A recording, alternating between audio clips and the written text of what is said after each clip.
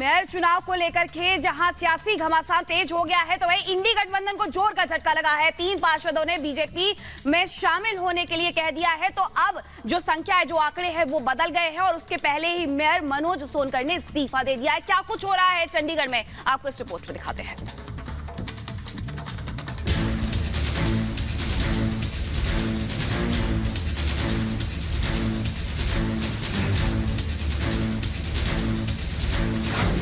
सियासी लड़ाई, सुप्रीम सुनवाई। मेयर ने छोड़ा पद, पार्षदों ने बदला पाला। चंडीगढ़ मेयर चुनाव का बवाल थमने का नाम नहीं ले रहा है। सुप्रीम कोर्ट में सुनवाई से पहले चंडीगढ़ नगर निगम में बड़ा उलटफेर देखने को मिला। एक और जहां सुनवाई से चंद घंटे पहले चंडीगढ़ के नवनियुक्त मेयर मनोज सोनकर ने अपने पद से इस्तीफा देकर सबको चौंका दिया, तो वहीं दूसरी ओर सुनवाई से पहले आम आदमी पार्टी को बड़ा झटका लगा है। आपके 3 पार्षद पाला बदलकर बीजेपी में शामिल हो गए। बीजेपी महासचिव विनोद तावड़े ने चंडीगढ़ की पार्षद पूनम देवी, नेहा मुसावत और गुरुचरण काला को पार्टी में शामिल कराया और कहा कि चंडीगढ़ के विकास के लिए उनकी पूरी मदद करेंगे। चंडीगढ़ के पार्षद गुरुचरण जी, नेहा जी और पूनम जी भाजपा में प्रवेश कर रही है। चंडीगढ़ में आम सामान्य आदमी गरीब कल्याण का काम करने में ये हमारे साथ जुड़ेंगे और मुझे विश्वास है कि चंडीगढ़ के गरीब कल्याण का काम और तेजी से वहां पर हम करेंगे। वहीं बीजेपी का दामन थामने वाले पार्षदों ने पीएम मोदी को अपनी प्रेरणा बताया और अपनी पुरानी पार्टी के व्यवहार को लेकर नाराजगी जताई। एक झूठा वादा किया गया कि आपको मेयर कैंडिडेट बनाया जाएगा, लेकिन एट द एंड उन्होंने किसी और को मेयर कैंडिडेट बना दिया। तो ये झूठा वादा उन्होंने मेरे साथ किया। प्रधानमंत्री मोदी जी की जो गरीब कल्याण के लिए उन्होंने कार्य किए हैं, दलितों के लिए कार्य किए हैं, उससे प्रभावित होकर भाजपा ज्वाइन कर रही हूँ। हमारे नरेंद्र मोदी जी हैं, इनकी जो नीति है गरीबों और दलितों के लिए जो मसीहा बनते हैं, इनके ही द्वारा मैं जो इनसे प्रभावित हुई हूँ, इसलिए मैंने ज्वाइन की है बीजेपी। मैं तो 1.5 साल पहले बीजेपी में आ गया था और हूँ भी बीजेपी में रहूंगा और है भी बीजेपी में। कुछ कारण करके मैं गुमराह हो गया था, ਮੈਨੂੰ पार्टी ने गुमराह कर दिया था, फिर उत्थे जाके साडे फोन बंद करा दे, इस करके थोड़ा जाके लेट हो गया, दोबारा मैनू आना पै रहा। बीजेपी का है और बीजेपी का ही रहूंगा। चंडीगढ़ में 30 जनवरी को मेयर चुनाव हुए थे, जहां आम आदमी पार्टी और कांग्रेस ने इंडी गठबंधन के तहत चुनाव लड़ा था और उनके पास संयुक्त रूप से 20 पार्षदों के वोट थे। हालांकि रिटर्निंग अफसर ने उनके 8 वोट को रद्द कर दिया था, जिसके बाद 16 वोटों के समर्थन के बावजूद बीजेपी को जीत मिल गई थी और मनोज सोनकर को चंडीगढ़ का नया मेयर चुना गया था। मेयर चुनाव के नतीजों के बाद आम आदमी पार्टी और कांग्रेस ने जमकर बवाल काटा और बीजेपी पर धांधली का आरोप लगाते हुए सुप्रीम कोर्ट का दरवाजा खटखटाया था। सुप्रीम कोर्ट के चीफ जस्टिस DY चंद्रचूड़ की अगुवाई में 3 जजों की बेंच ने मामले को सुना और अपनी पहली सुनवाई में मेयर के कामकाज और तमाम चुनावी प्रक्रिया पर रोक लगा दी। साथ ही बैलेट पेपर को भी सील करने के आदेश दिए गए। CGI ने रिटर्निंग ऑफिसर का वीडियो देखने के बाद अनिल मसीह को कड़ी फटकार लगाई और इसे लोकतंत्र का मजाक बताया था। हालांकि अब आपके 3 पार्षदों के बीजेपी का दामन थामने के बाद सियासी समीकरण बदलते दिख रहे हैं।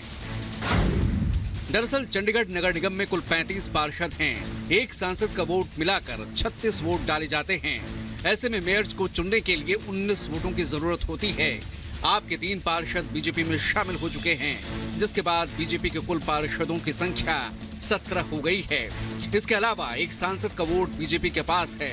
बीजेपी को शिरोमणि अकाली दल के एक पार्षद का भी समर्थन हासिल है। ऐसे में अब बीजेपी के पास वोटों की कुल संख्या 19 हो गई है, जबकि आप कांग्रेस गठबंधन के पास पार्षदों की संख्या महज 17 रह गई है। चंडीगढ़ नगर निगम में उलटफेर के बाद अब देखना होगा कि सुप्रीम कोर्ट इस मामले में क्या रुख अपनाता है। Bureau report, Republic Bharat.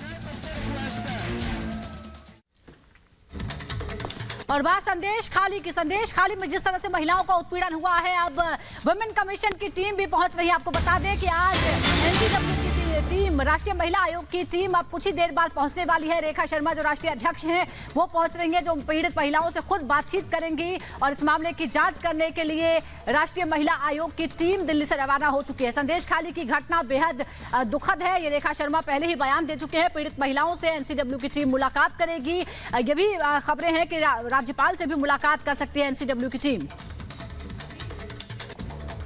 जैसे आपको पता है कि संदेश खली में बहुत डिस्टर्बिंग न्यूज़ आ रही है।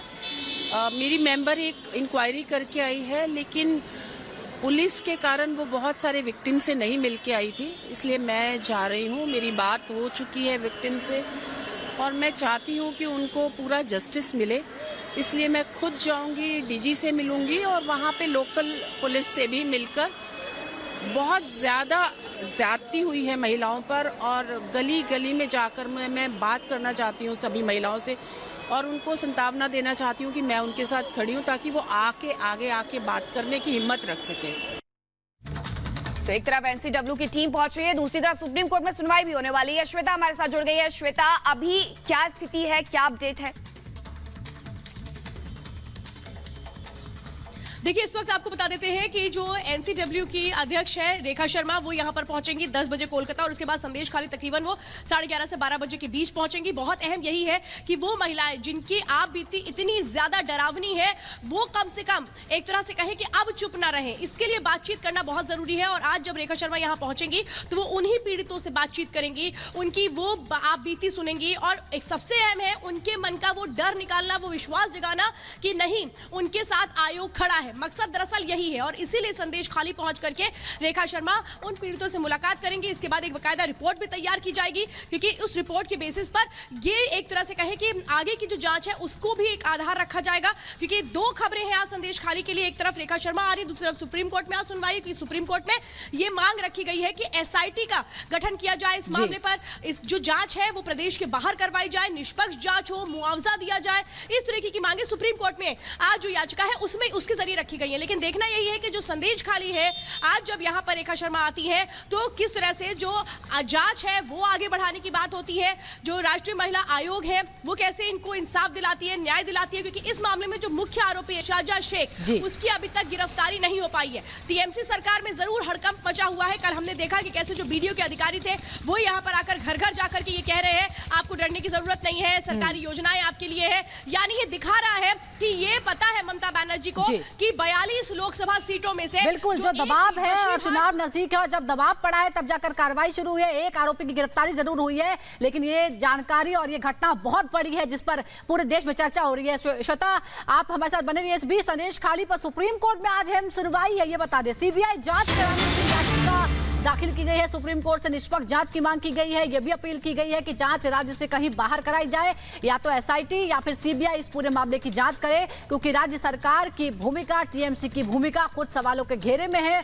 क्योंकि टीएमसी के नेता और कार्यकर्ता ही इस जघन्य अपराध में जुड़े रहे हैं और इसीलिए यह आरोप लगा कि ममता सरकार ने इस मामले को छिपाने की कोशिश की। जब दबाव बना, जब बीजेपी ने इस मामले को लेकर हर जगह प्रदर्शन किया, दबाव बनाया, तब जाकर इस मामले में केस दर्ज हुए और एक आरोपी की गिरफ्तारी हुई है। जबकि जो मुख्य आरोपी है शाहजहां शेख, वो अब तक फरार है। वही शाहजहां शेख जो राशन घोटाले का आरोपी था और जब ईडी उसकी जांच करने पहुंची थी तो ईडी की टीम तक पर उसके समर्थकों ने हमला कर दिया था।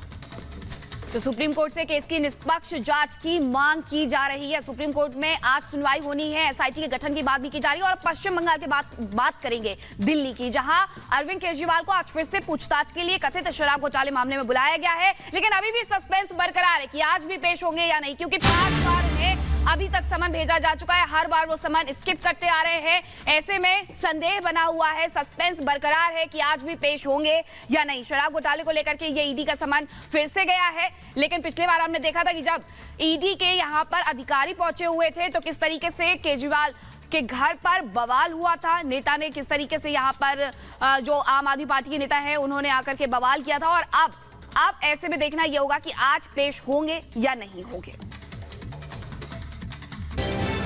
शराब घोटाला मामले में दिल्ली के मुख्यमंत्री अरविंद केजरीवाल की मुश्किलें कम होती दिखाई नहीं दे रही हैं। ईडी ने केजरीवाल को छठा समन जारी कर आज पूछताछ के लिए बुलाया है। हालांकि इससे पहले भी ईडी केजरीवाल को 31, 17 और 3 जनवरी के साथ ही 21 दिसंबर और 2 नवंबर को समन जारी कर चुकी है, लेकिन केजरीवाल अभी तक